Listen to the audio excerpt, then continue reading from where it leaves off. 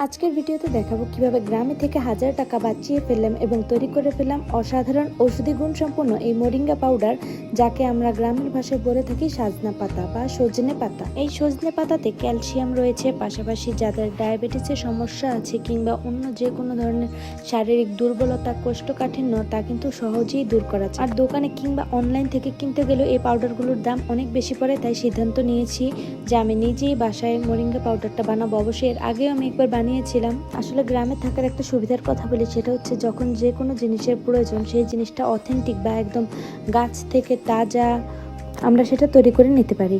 তো আসসালামু আলাইকুম এভরিওয়ান, ইটস মি নাজমিন। আশা করি সবাই ভালো আছেন। চলুন দেখিনি কিভাবে এই পাউডারটা তৈরি করলাম। পাউডারটা তৈরি করার জন্য আমাদের প্রথমেই একদম ফ্রেশ যে সজনে পাতাটা আছে সেটা সংগ্রহ করে নিতে হবে।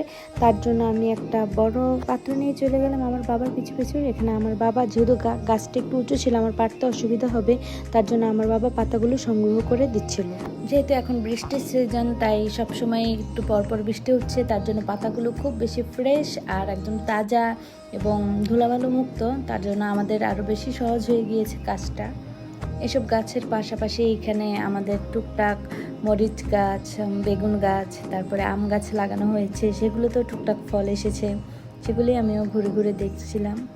আচ্ছা, এবার একটু বলি, যারা যারা আমার এই চ্যানেলে নতুন তারা কিন্তু আমার নেস্ট অফ নাজমিন নামের ইউটিউব ও ফেসবুকে দুই জায়গাতেই আমার আইডি রয়েছে, সেখানে আপনারা ফলো দিয়ে দিবেন।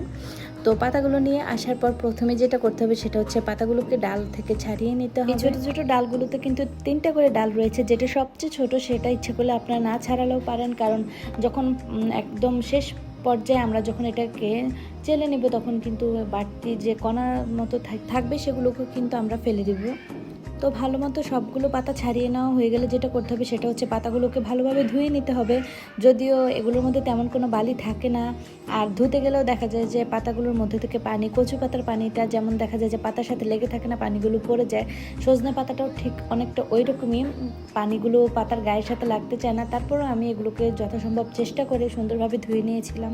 তো ধুয়ে নেওয়ার আগে আমি যেই পাত্রটাতে করে এগুলোকে রোদে শুকাবো সেটাকেও ভালোভাবে মেজে নিচ্ছিলাম, কারণ এটাতে বালি থাকলে দেখা যাবে যে পরে খাওয়ার সময় বালি বালি লাগবে। তার জন্য এটাকেও আমি পরিষ্কারভাবে ধুয়ে একটু রোদে শুকোতে দিয়ে দিয়েছিলাম।